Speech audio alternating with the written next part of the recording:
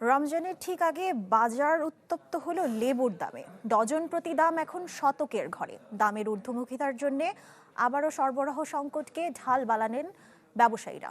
অন্যান্য পণ্যের দামেও দেখা দিয়েছে মিশ্র প্রবণতা। সার্বিকভাবে অস্বস্তি বাড়ছে ক্রেতা বিক্রেতা উভয়ের মাঝে। রাজধানী ছাড়িয়ে দামের উত্তাপ এখন জেলা শহরেও।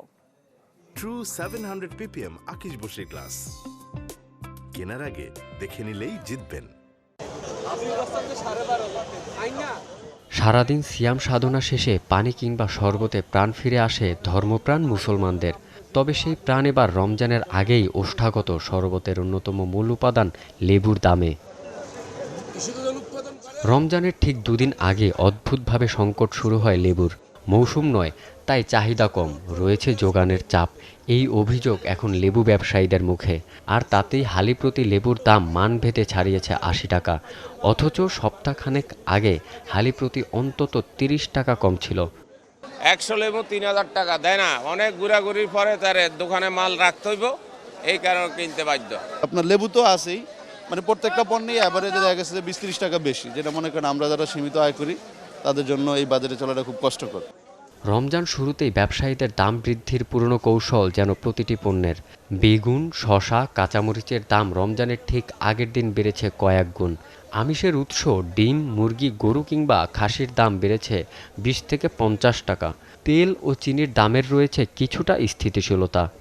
ডাবলি হলো 55 থেকে 60, অ্যাঙ্কর 55 থেকে 60, খেসারি 90 থেকে 100, চিনি 100 থেকে 105, তেল 195 টাকা লিটার। নতুন সরকারের কাছে আমাদের প্রত্যাশা জিনিসপত্রের দাম কমে খাওয়াইবো, আমরা খুশি হমু। রাজধানী ছাড়িয়ে জেলা শহরগুলোর পণ্যের দামের পরত বেশ চড়া। গোপালগঞ্জের বাজারে অস্থিরতা বেড়েছে সবজি ও ফলের। প্রায় সব ধরনের সবজির দাম বেড়েছে কেজিতে অন্তত 50 টাকা। ব্রাহ্মণবাড়িয়ার বাজারগুলোতে সপ্তাহ ব্যবধানে পেঁয়াজ, রসুন, ব্রয়লার মুরগির দাম বেড়েছে অন্তত 20 টাকা। গরুটা একটু বেশি, প্লাস হচ্ছে মুরগটাও বেশি। এছাড়া আর কাঁচামাল সহ যে নিত্য প্রয়োজনীয় যে জিনিসপত্র আছে সবকিছু একটু একটু বেশি।